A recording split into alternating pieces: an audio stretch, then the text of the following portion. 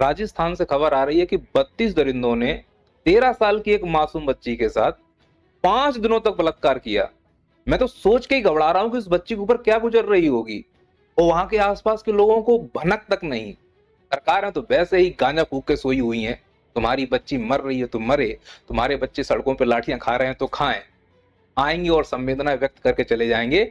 भगत तो हमारे बच्चे रहे हैं। ये हकीकत है इस देश में बेटी बचाओ बेटी पढ़ाओ की कि 32 दरिंदों ने मिलकर एक 13 साल की मासूम बच्ची को 5 दिनों तक इस प्रकार से प्रताड़ित किया कि बच्ची ट्रोमा में चली गई है। क्या हुआ उन 32 दरिंदों का? 32 में से 12 पकड़े गए हैं। जिस होटल में एक कुकृत हुआ था उस पर बुलडोजर चला दिया गया है। क्या इससे हमें तसल्ली मिल जाएगी? और जो ये 12 पकड़े गए हैं, सड़कों पर पुलिस उनमें लाठियां भांज रही है, पब्लिक उनको मार रही है, क्या इससे उस बच्ची को न्याय मिल जाएगा? न्याय पहले क्यों नहीं मिल पा रहा है? इस घटना के बाद होने के बाद ही न्याय की उम्मीद क्यों की जा रही है? क्या समाज का ताना बाना इतना कमजोर हो चुका है? क्या हमारी संवेदनशीलता इतनी कमजोर हो चुकी है कि बच्ची के बलात्कार के बाद ही हम लोग के अंदर वो क्रांतिवीर जागता है? इससे पहले क्यों नहीं जाग पाता? जाग जाए तो शायद ये घटनाएं ना हो। इसके लिए किसको जिम्मेदार माने? उन पेरेंट्स को जो बच्चों को इस प्रकार से अकेला छोड़ देते हैं, या उस समाज को जो हो रहा है उसके ऊपर आंखें बंद कर लेता है, या उस सरकार राजनेताओं को जो बड़े बड़े वादे करके मुकर जाते हैं अपने वादों से? हर रैप केस की फाइलें खुलेगी। अब मंच से खड़े होकर इतने बड़े बड़े बयान दिए जा रहे हैं और बलात्कारियों के ऊपर क्या कार्रवाई हो रही है उसकी जमीनी हकीकत कुछ और ही है। एग्जाम्पल के तौर पर गुजरात का केस याद है, बिल्किस बानो? जिन बलात्कारियों को जेल में डाला गया था, पता नहीं कौन वकील करके उनका केस लड़ने गया। कौन है वो लोग जो बलात्कारियों का केस लड़ रहे हैं? केस जीत भी गए, वो बलात्कारी जेल से बाहर भी आ गए। बाहर आने के बाद उनका फूल माला से स्वागत हुआ। अब चिन्हित करो कि फूल माला से स्वागत आखिरकार किन लोगों ने किया? सीधी सी बात है, वही लोग जो ये मानते हैं कि बलात्कार बहुत बड़ी घटना नहीं है।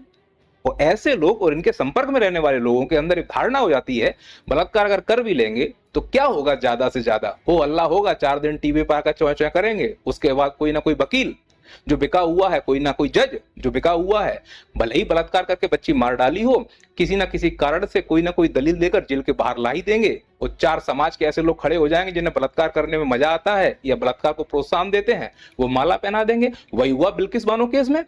पहचानो माला पहनाने वाले कौन है? सीधी सी बात है, या तो वो बलात्कारी हैं, या बलात्कार को बढ़ावा देने वाले लोग हैं, या वैसी सोच रखने वाले लोग हैं। अच्छा, ये सोच बनती कैसे है? सुनकर हम किसको सुन रहे हैं? जो बोल रहा है इस देश में कौन बोल रहा है? नेता के अलावा किसी को बोलने की इजाजत है? किसी भी पार्टी का नेता उठाकर देख लो, कुछ ना कुछ अनाप शनाप बोलकर चला जाएगा। जैसे समाजवादी पार्टी के मुखिया ने एक बार मन से खड़े होकर यह बयान दिया था, सुनिए आप। में फांसी दी जाएगी, 3 लड़के हैं, गलती हो जाती है। स्वर्गीय मुलायम सिंह यादव जी का ये बयान आज आप सुन रहे होगे तो ऐसा लग रहा है कि वो चाहते हैं कि बच्चे अगर कोई गलती कर दें तो बहुत बड़ी बात ना माना जाए। मतलब अगर बलात्कार भी हो जाए तो बहुत बड़ी बात नहीं, लड़कों से गलतियां हो जाएंगी। आज स्वर्गीय मुलायम सिंह यादव शायद वो घटना देख रहे होंगे कि उनकी नातिन के साथ अभद्रता हुई थी, तो क्या वो अपने बयान पर कायम रहेंगे कि बच्चों से गलतियां हो जाती हैं? ये किस प्रकार का बयान था और किस प्रकार की सोच को बढ़ावा देने वाला बयान था? क्या वोट बैंक की राजनीति करने के चक्कर में बयान दे गए, या अनकॉन्शियस माइंड में, या उनकी सोच ही ऐसी थी? हर पार्टी के नेता में कोई ना कोई बलात्कारी है। कांग्रेस को ही ले लो, क्या कांग्रेस के मुखिया या उनके सचिव ने कभी आकर पब्लिक में माफी मांगी है कि इस बलात्कारी को हमने टिकट दिया था, हम माफी मांगते हैं? खैर, वर्तमान में सत्ता पक्ष है, आप उसका ये हाल देख लीजिए।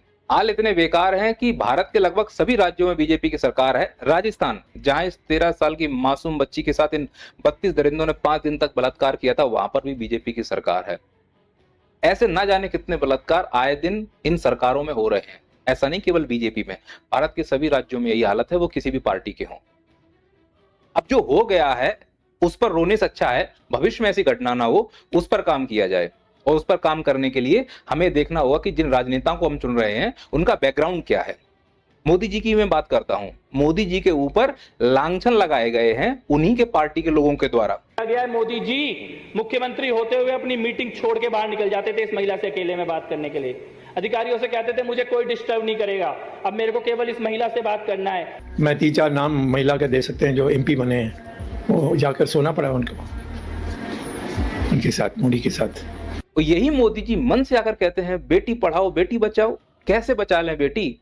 आपके ऊपर भी तो इल्जाम लग रहे हैं। नैतिकता यह है कि आपको पद से इस्तीफा दे देना चाहिए था, लेकिन राजनीति करते हैं इस पर हम। याद है वो पश्चिम बंगाल में जो इन्होंने बयान दिया था मोदी जी ने, हर रैप केस की फाइलें खुलेगी। ये बयान इसलिए दिया था क्योंकि एक दुखियारी मां की बच्ची का बलात्कार हुआ।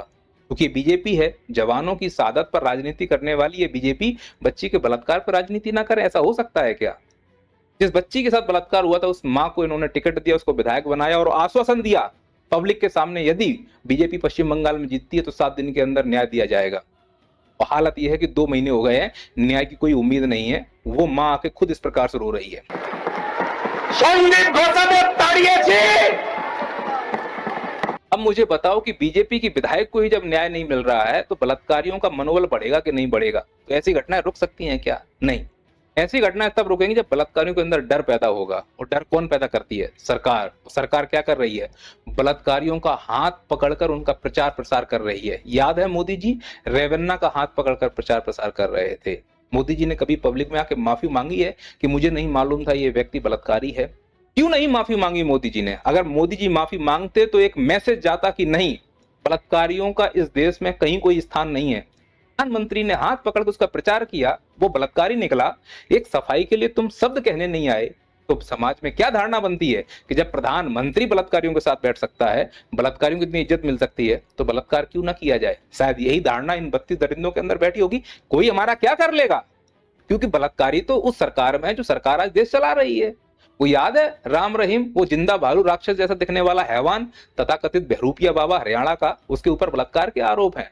वो हर बार वो पैरोल पर आता है। राज्य सरकार की अनुमति संरक्षण के बिना ये आसानी से नहीं हो सकता है। अरे वो दिन दहाड़े बीजेपी नेताओं के साथ अपना स्टेज साझा करता है, मैसेज जा रहा है पूरे भारत में कि बलात्कारियों को फुल सम्मान मिल रहा है। जब बलात्कारियों को फुल सम्मान मिलेगा तो डर कैसे पैदा होगा? तो आज स्थिति ये है, 32 लोगों ने 13 साल की बच्ची को 5 दिन अंदर रखा और उसका दम से बलात्कार किया, चीर हरण कर डाला उस बच्ची का। जिंदगी में क्या बीत रही होगी, क्योंकि हम चुप थे, हम जिम्मेदार इसके लिए। अरे ऐसी ना जाने कितनी मासूम बच्चियों के साथ वो एप्स्टीन फाइल में कैसे कैसे हैवानियत वाले काम हुए, पूरी दुनिया चुप है। क्यों? क्योंकि वो सरकार में बैठे हुए हैं, वो बड़े शक्तिशाली हैं। तो क्या इसका मतलब वो हमारी बच्चियों का बलात्कार कर लेंगे? करते वो लोग हैं, भुगतते हमारे बच्चे हैं, जैसे इस बच्ची ने भुगता है। सोच कर देखो इस बच्ची की मानसिकता पे क्या गुजर रही होगी।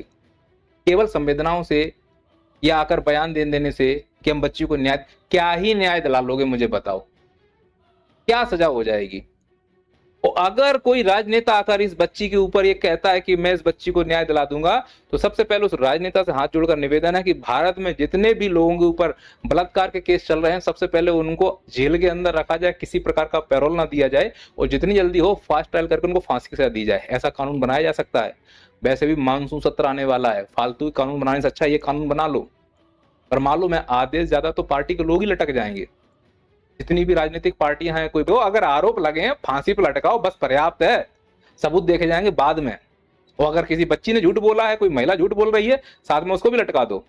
और रही बात सबूत की कि अदालत में पेश करना पड़ेगा, तो भाई इस टेक्निकल दौर में सबूत इकट्ठा करना इतनी बड़ी चुनौती क्यों होता जा रहा है? अरे पिंटू जो है सुनील भाई, पिंटू मेरा खास दोस्त है भाई, इसको जरूर जिताना। कोरोना याद है? नाक में डाला, निकाला, टेस्ट किया, बता दिया कोरोना है या नहीं। इस प्रकार की घटनाओं के लिए जो सैंपल मिलते हैं, क्या उसमें इस प्रकार की तीव्रता नहीं दिखाई जा सकती? डीएनए मैच करो, फलाना मैच करो, बता दो भैया बलात्कारी है या नहीं। काहे के लिए लंबे लंबे ट्रायल हो रहे हैं?